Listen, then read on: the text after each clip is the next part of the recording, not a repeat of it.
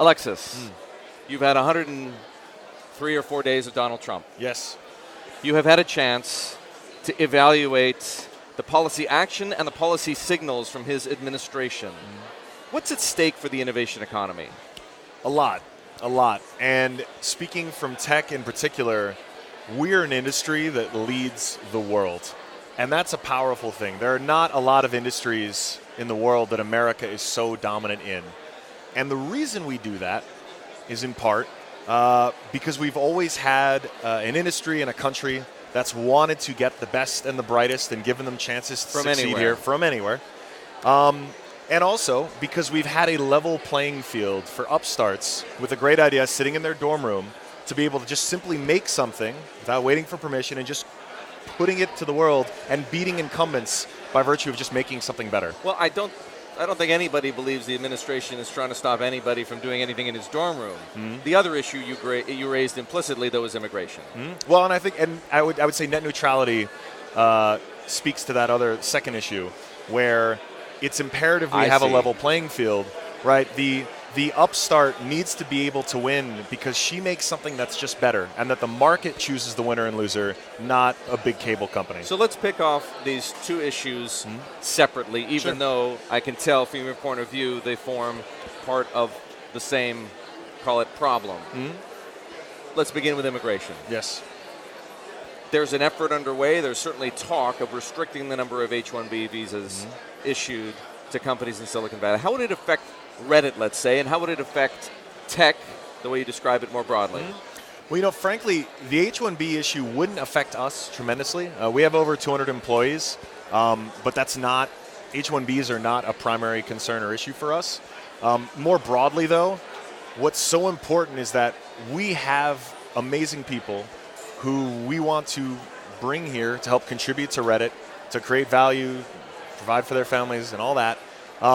And they're now wondering, is this a country that I can stay in long term?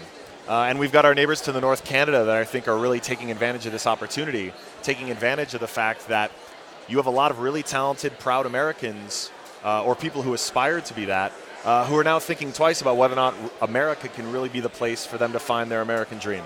And we've succeeded. You're worried about Canada stealing the march on the United States when it comes to innovation, technological development, and advances. And frankly, one of the reasons why we've been so dominant as an industry globally is because people have known that this was the place where you could go and create something amazing, whether it's starting a company or joining one.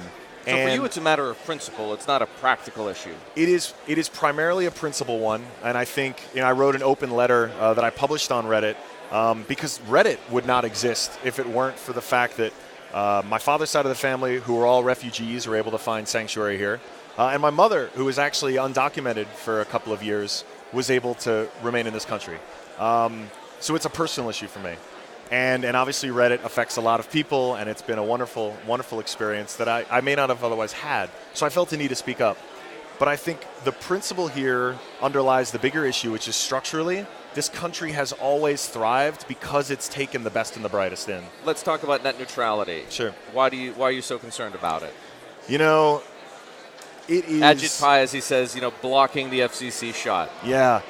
It is so important. We've had a system in place right now that allows for this level playing field. And I think all of us as Americans want companies to succeed because the market says they should.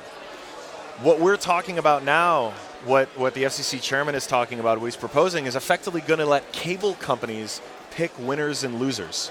And that's just not, that's against the founding principles of how the open internet works. And it's going to mean a worse outcome for consumers. I want better things. And I think most Americans do too. You've heard this argument, so I have to put it to you. Please. What about other arenas, like search, for example, where Google picks winners and losers in its search algorithms? What is so interesting about this is, at the end of the day, I can load up any search engine I want, right? And there are upstarts that get funded all the time right now that compete with Google. There isn't any difference between getting to a Google website today with net neutrality and getting to some upstart. What I don't want, and what will happen if we lose these net neutrality rules, is for one of our cable companies to decide that the default search package for your internet involves some competitor, involves Bing, because a deal was struck. And if you want Google search or you want some other search option, you have to pay more per month. I don't want my internet to look like my cable bill.